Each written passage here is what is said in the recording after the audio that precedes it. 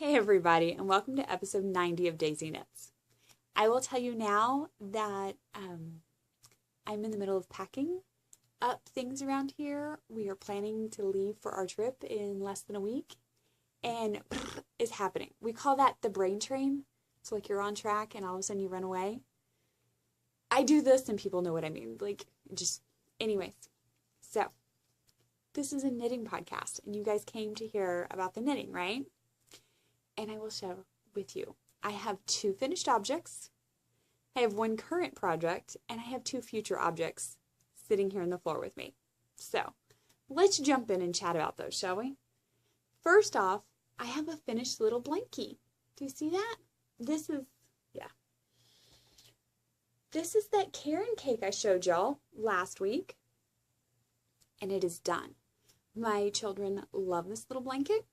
It is just a giant granny square blanket. I love these giant granny square blankets. My kids do, and even our little pup has, I've caught him twice now, like trying to pull it off the back of the couch so he can get underneath it. He loves these. And part of why he loves them is because of the holes. He can like get underneath them and he can still see out because he's a dork like that. So, this was done on a size I crochet hook, and it is 1 Karen cake. This is only 1 to give you an idea of just how much you can get out of one. So, that is done. The other project, number 2, I'm doing like the happy dance all around my house because my master knitter Argyle Sock is done. Can y'all see that? Done. To turn it in, I'm not supposed to seam the back. I leave the back open, but I did do my side seams. So I have a seam right there on each side of the sock. See that?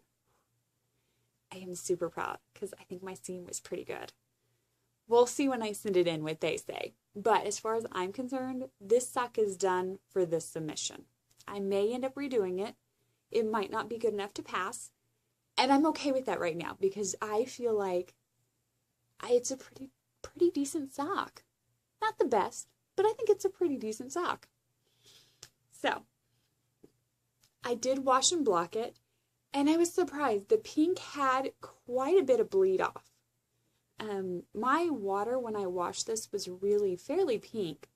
So, I'm grateful I didn't have any light colors, and it did not affect my green at all.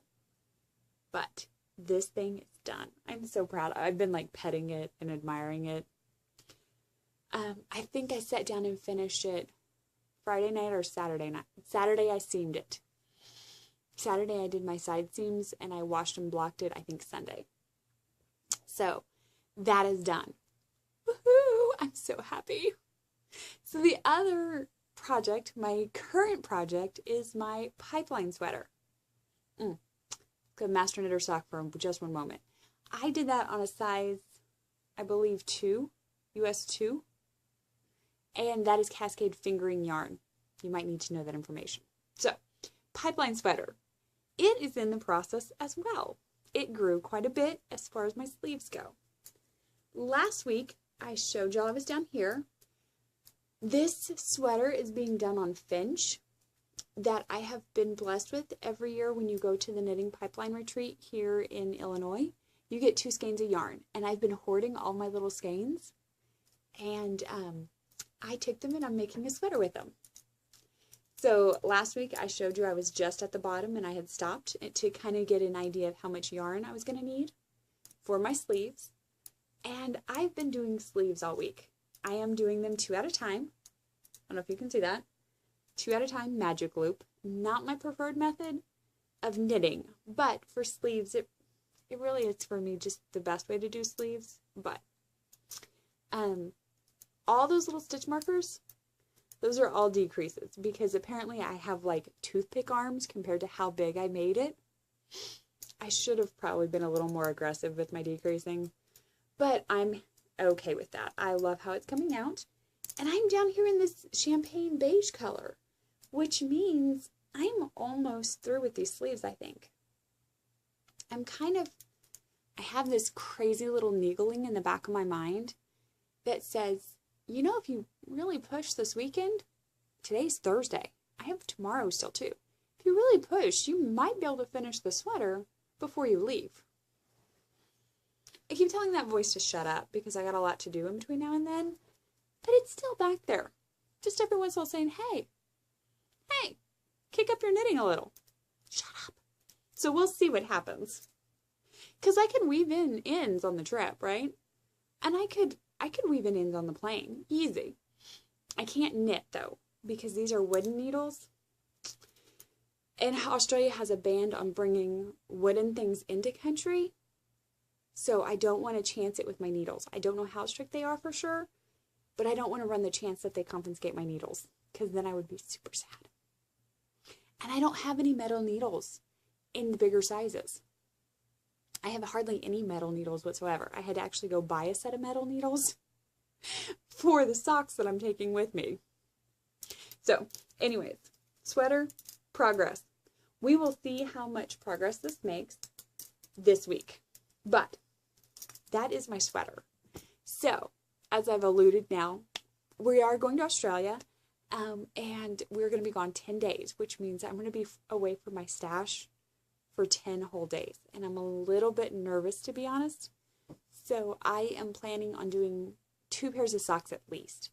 I went stash diving and I pulled out yarn for the kids. And so I have Rainbow Dashing by Yarn Geek. This is for my daughter. And I have an unknown colorway and an unknown base by Coggy of the High Fiber Diet. This is from when she was dying, and I won it as a prize at Knit in the Mitten last year. So, both of these are going with me, and these are going to be the kids' socks.